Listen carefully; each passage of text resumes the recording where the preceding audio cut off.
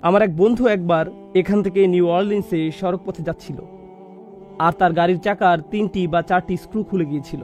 যখন সে হাইওয়েতে 80 স্পিডে গাড়ি চালাচ্ছিল, যে কোনো সময় টায়ার খুলে আসতে পারত। 3টা অথবা 4টা স্ক্রু খুলে গিয়েছিল, আর তার এই সম্পর্কে কোনো ধারণা ছিল না। আর এভাবেই সে ওইখানে পৌঁছল।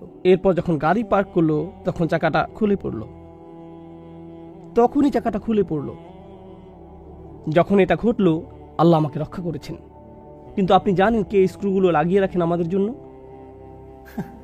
আমরা মনে করি ঘটনাটি ছিল বিস্ময়কর, কারণ তখন স্ক্রু খুলে গিয়েছিল। কিন্তু কে এগুলো লাগিয়ে রাখেন? আমরা কত দূরে চলে যাই, অথচ আল্লাহ আমাদের কত নিকটে। আর এজন্যই আল্লাহ আজ্জা ওয়া জাল্লা পরের আয়াতে বলছেন, এটাই আজকের খুতবার আয়াত যা আমি আপনাদের সাথে শেয়ার করতে চেয়েছিলাম। ইয়াসআলুহু মান ফিস সামাওয়াতি ওয়াল আরদ কুল্লা ইয়াউমিন হুয়া ফি শাআন। আকাশ এবং পৃথিবীর প্রত্যেকেই তার কাছে চাইছে। আকাশ এবং পৃথিবীর প্রত্যেকেই তার কাছে চাইছে। আসুন প্রথমে এই অংশটা বুঝি। আরবি ভাষায় সুআল বা চাওয়া 2 ধরনের। এটি আলোচনার আগে এই আয়াত নিয়ে যে কনফিউশন আছে তা বলে নেই। আল্লাহ বলেছেন প্রত্যেকেই তার কাছে চাইছে। ফেরেশতারা তার কাছে চায়, পশু পাখিরা তার কাছে চায়, আমরা তার কাছে চাই। কিন্তু কেউ এসে বলল, আমি একজন নাস্তিককে চিনি, সে আল্লাহর কাছে কিছু চায় না। আমার একজন বন্ধু আছে যে ধার্মিক নয়, কখনো আল্লাহর কাছে কিছু চায় না। আমার ফিলোসফি প্রফেসর কখনো আল্লাহর কাছে কিছুই চায় না। তাহলে কিভাবে সবাই তার কাছে চাইছে? এই জন্যই আপনাকে বুঝতে হবে আরবিতে চাওয়া শব্দটির 2টি অর্থ রয়েছে।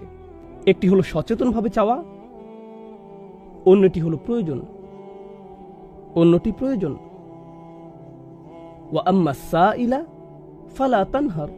যে চায় তাকে অবজ্ঞা করো না। এর অর্থ এটাও, যার প্রয়োজন আছে তাকে অবজ্ঞা করো না। এমন অনেক মানুষ আছে যারা অভাবী, কিন্তু তারা চায় না, কাকুতি মিনতি করে না। আর তারা না চাইলেও তাদেরকে আপনার দিতে হবে। আয়াতের অর্থ হলো আকাশের সবকিছু এবং পৃথিবীর সবকিছুরই প্রয়োজন রয়েছে, আর তারা সেই প্রয়োজন পূরণে আল্লাহর মুখাপেক্ষী। একজন অবিশ্বাসী, একজন বিদ্রোহী মুসলিম, অথবা এরকম কেউ যে জানে যে সে খারাপ কাজ করছে যা তাদের করা উচিত না, আল্লাহ তাদেরকেও দিতেই থাকেন, দিতেই থাকেন, আর দিতেই থাকেন। আপনাদের ভিতর যিনি 5 ওয়াক্ত নামাজ পড়েন, আর যিনি মোটেই নামাজ পড়েন না, আর যিনি এই বছর আজকেই প্রথম জুমার খুতবা এসেছেন, আপনাদের সবাইকে আল্লাহ দেন। আপনাদের মধ্যে এমন কেউ নেই যাকে আল্লাহ দেন না। আমাদের সবার ফুসফুসি আল্লাহ বাতাস দিয়ে পরিপূর্ণ করে দেন। আমাদের সবার হৃৎপিণ্ডই আল্লাহ সচল রেখেছেন। আমার হৃৎপিণ্ড যেটি বিট দিচ্ছে, পরবর্তী বিট দেওয়ার আগে এটি আল্লাহর কাছে দোয়া করে, ইয়া আল্লাহ, আমি কি আরেকটি বিট দিতে পারি? তিনি এটাকে অনুমতি দিচ্ছেন। এই হৃৎপিণ্ডের অনুমতি প্রয়োজন। আমার শরীরের প্রতিটি ধমনীর অনুমতি প্রয়োজন। এর প্রয়োজন আল্লাহর অনুমতি। আর আল্লাহর অনুমতি ছাড়া মা তাসকুতু মিন ওয়ারাকাতিন, গাছের একটি পাতাও পড়বে না, যতক্ষণ পর্যন্ত না তিনি অনুমতি দেন। আমার শরীরের একটি কোষও নড়বে না তার অনুমতি ছাড়া। আমি আল্লাহর বিদ্রোহ করতে পারি। আল্লাহ আমার আত্মাকে সুযোগ দিয়েছেন আল্লাহকে ভুলে যাবার, যা খুশি তা করার, যা খুশি তা বলার, যেভাবে খুশি টাকা উপার্জন করার, যেমন খুশি রিলেশন করার, শুক্রবার রাত যেমন খুশি কাটানোর, শুক্রবার দিনে আলহামদুলিল্লাহ, আল্লাহ যেমনটি চান আপনি তেমনটি কাটিয়েছেন। শুক্রবার রাতটি এবার শয়তানকে দিয়ে দেন। ছুটির সময়টাকে পরিপূর্ণ করেছেন, 2 দিক সমান করেছেন। কিন্তু আল্লাহ বজ্রপাত দিয়ে শাস্তি দিচ্ছেন না। আল্লাহ আপনাকে টেনে হিঁচড়ে মসজিদে নিয়ে আসছেন না। তিনি পারতেন যদি তিনি চাইতেন। তিনি আগে অনেক জাতিকে সোজা করেছেন। তিনি আপনার এবং আমার সাথে তেমনটি করছেন না। কোন হাত যখন চুরি করে এটি প্যারালাইজড হয়ে যাচ্ছে না। কেউ যখন ব্যভিচার করছে তখন তার হার্ট অ্যাটাক হচ্ছে না। যখন কেউ হারাম খাচ্ছে সে স্টমাক ক্যান্সারে আক্রান্ত হচ্ছে না। আল্লাহ তেমনটি করছেন না। তারা খেয়েই যাচ্ছে আর তারা হাসি আনন্দ করছে। তাদের প্রত্যেকেরই প্রয়োজন রয়েছে। ইয়াসআলুহু মান ফিস সামাওয়াতি ওয়াল আরদ। তারপর তিনি আপনাকে এবং আমাকে বলছেন, কুল্লা ইয়াউমিন হুয়া ফি শান। প্রত্যেকটা মুহূর্ত, প্রত্যেকটা দিন।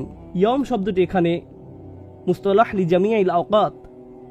এটা এরকম সব সময়, প্রতিটি সেকেন্ডে, প্রতিটি দিন, সব সময় তিনি এমন কিছুতে ব্যস্ত যা শুধুমাত্র তিনিই করতে পারেন। আর এটি আসলে সতর্কবাণী না, এটি আসলে সুন্দর একটি জিনিস যা দিয়ে আমি আলোচনা শেষ করতে চাই। ইয়াসআলুহু মান ফিস সামাওয়াতি ওয়াল আরদ কুল্লা ইয়াউমিন হুয়া ফি শান। ভাবুন তো, আমি একজন শিক্ষক। ধরুন আমি পড়াচ্ছি 50 জন ছাত্রকে। তাদের একজন আমাকে একটা প্রশ্ন করলো, তাদের একজনের এক্সট্রা হেল্প প্রয়োজন। একজন বলল তার একটা সমস্যা আছে, একজন বলল তার একটা কনফিউশন আছে, আমি একজনকে দিলাম 5 মিনিট, আরেকজনকে দিলাম 5 মিনিট, আরেকজনকে 5 মিনিট। আমি যদি তাদের সবাইকে 5 মিনিট করে দেই, যোগ করলে হয় 250 মিনিট। ততক্ষণে আমি শেষ। আমি পারবো না তাদের সকলকে এক্সট্রা সময় দিতে। যদি আমি প্রত্যেককে 5 মিনিট করে দেই, তারা সবাই অভিযোগ করবে আমি মাত্র 5 মিনিট সময় পেয়েছি। আমি তাদের সবার অনুরোধের খেয়াল রাখতে পারি না। আমি তাদের সবার প্রশ্নেরও জবাব দিতে পারি না। তাদের কোনো কোনো প্রশ্ন আমার ক্ষমতার বাইরে। তাদের কোনো কোনো অনুরোধ অথবা প্রয়োজন আমি পূরণ করতে পারি না। কেউ এসে বলতে পারে আমি আপনার কাছে 3 ঘন্টা সময় চাই। আমি বলবো সরি, আমার কাছে আপনাকে দেওয়ার মতো 3 ঘন্টা সময় নেই। যদি দিতে পারতাম ভালো হতো।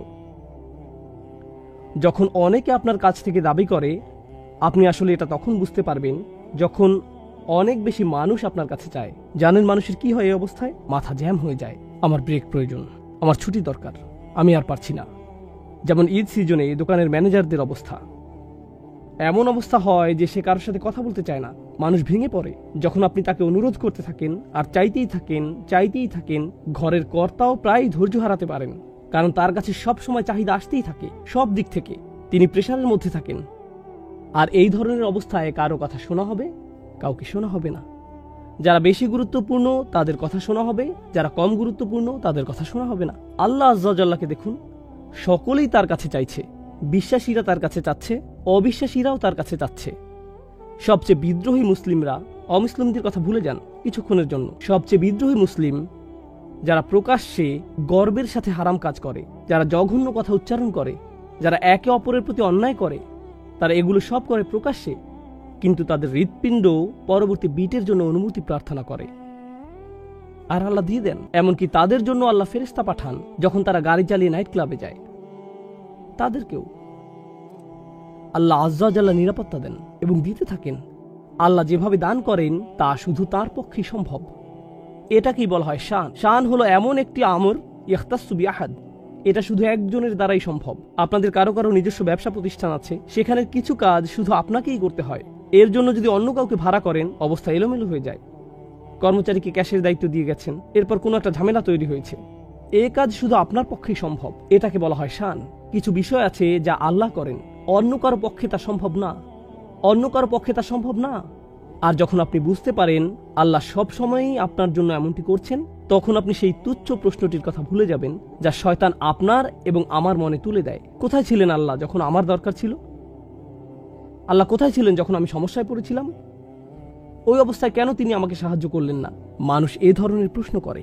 আপনার মনেও কখনো কখনো এই ধরনের প্রশ্ন আসে, আল্লাহ কোথায় ছিলেন? আর আল্লাহ বলছেন, আমি সব সময় তোমার সাথে ছিলাম, আর আমি তোমার জিহ্বাকে সুস্থ রাখছি যখন তুমি এই কথা বলছো। বলুন তো, কিভাবে আপনার শব্দনালী দিয়ে শব্দ বের হয়ে আসছে? কিভাবে আপনার মুখ দিয়ে বাতাস বেরিয়ে আসছে যখন আপনি আল্লাহর সমালোচনা করছেন? তিনি আপনাকে তার জন্য শক্তি প্রদান করছেন। এটাই হলো কুল্লা ইয়াউমিন হুয়া ফি শান। আর তারপর তিনি আবারও জিজ্ঞেস করছেন, ফাবি আইয়ি আলাই রাব্বিকুমা তুকাযিবান, আল্লাহর কোন বিস্ময়কর দান যা তোমার প্রভু তোমাদেরকে দিয়েছেন, যা তোমরা উভয় অস্বীকার করবে? শেষ যে বিষয়টি আপনাদের সাথে শেয়ার করতে চাই, যে বিষয়টা নিয়ে অনেকেরই কৌতূহল রয়েছে, আল্লাহ মানুষ এবং জিন উভয়কে উদ্দেশ্য করে বলেছেন কুমা, অর্থাৎ দ্বিবচন দিয়ে বোঝানো হচ্ছে মানব এবং জিন উভয় জাতিকে। তো কেন মানুষ এবং জিনের কথা উল্লেখ করা হলো?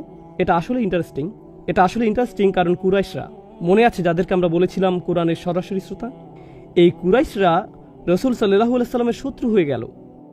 তারা শুধু ইসলাম গ্রহণ করা থেকে বিরত হয়নি, বরং এক হিসেবে তারা শয়তানের বন্ধুতে পরিণত হয়েছিল। তো যারা আল্লাহর দ্বীনের বিরোধিতা করে, তাদেরকে বাইরে থেকে আপনি মানুষ রূপে দেখতে পান, আর আপনি যা দেখেন না, তাদের চারপাশে যারা সব সময় ওয়াসওয়াসা দিয়ে যাচ্ছে তারা কে? জিন, শায়াতিন। আল্লাহ এদের সবাইকে দেখছেন। আল্লাহ দেখছেন যে অকৃতজ্ঞ শুধু মানুষরাই নয় যাদেরকে আমরা দেখতে পাই, আল্লাহ এটাও জানেন যারা সব সময় তাদেরকে ওয়াসওয়াসা দিয়ে যাচ্ছে তারা হলো জিনদের অন্তর্ভুক্ত। তো তার প্রশ্নের অন্তর্ভুক্ত যা আপনি দেখতে পান, এবং তার প্রশ্নের অন্তর্ভুক্ত যা আপনি দেখতে পান না। আর এই অসাধারণ সূরাটিতে যখন আমি এবং আপনি আল্লাহ থেকে দূরে সরে আসি, যখন আমি এবং আপনি আল্লাহর বিরুদ্ধে বিদ্রোহ করি এবং সবচেয়ে জঘন্য অপরাধটি করি, আল্লাহর প্রতি অকৃতজ্ঞতা দেখাই, তখন কার ওয়াসওয়াসা আমরা অনুসরণ করি? ওয়ালা তাজিদু আকসারহুম শাকিরিন। শয়তান প্রতিজ্ঞা করেছিল, আমি গ্যারান্টি দিচ্ছি তাদের বেশিরভাগকেই আপনি অকৃতজ্ঞ হিসেবে পাবেন। তার কাজই হচ্ছে আমাদেরকে অকৃতজ্ঞ বানানো, তার কাজই হচ্ছে আমাদেরকে বেখেয়াল রাখা আল্লাহ আমাদেরকে যে অনুগ্রহ করেছেন তা থেকে। এটাই সে সব সময় করে যাচ্ছে ওয়াসওয়াসার মাধ্যমে। এজন্যই আল্লাহ উভয়কে উদ্দেশ্য করে বলেছেন, মনে রাখবেন যে আপনি একা নন, কেউ একজন আছে, শয়তান আপনার চারপাশে আছে, যার সার্বক্ষণিক দায়িত্ব হলো আপনাকে ভুলিয়ে দেয়া, যার মানে আপনাকে আধ্যাত্মিকভাবে সবসময় যুদ্ধ করে যেতে হবে, সেই অদৃশ্য যুদ্ধ। আর আমাকে এবং আপনাকে সবসময় এটা মনে রাখতে হবে, কারণ এই অদৃশ্য শক্তি চায় যে আমরা ভুলে যাই, সে চায় যে আমরা দায়িত্বে অবহেলা করি। অমা আনসানিহু ইল্লা শাইতানু আন আযকুরাহু, আমি ভুলিনি, কিন্তু শয়তান সক্ষম হয়েছিল আমাকে ভুলিয়ে দিতে। আমাদের উপর শয়তানকে কোনো শক্তি দেওয়া হয়নি, শুধু একটি শক্তি দেওয়া হয়েছে, সে আপনাকে ভুলিয়ে দিতে পারে। সে আপনাকে ভুলিয়ে দিতে পারে। যেমন আপনি আপনার চাবির কথা ভুলে যান, গাড়ির চাবি কোথায় রেখেছেন খুঁজে পান না, ঠিক যখন জুমার নামাজে যাবেন সেই সময়। আপনি কখনোই গাড়ির চাবি হারান না, শুধুমাত্র মসজিদে আসার সময় ছাড়া। এটাই শয়তানের চাল। আল্লাহ আমাদেরকে রক্ষা করুন শয়তানের ওয়াসওয়াসা থেকে। আল্লাহ আমাদেরকে সত্যিকার অর্থে কৃতজ্ঞ বান্দা হওয়ার তৌফিক দান করুন।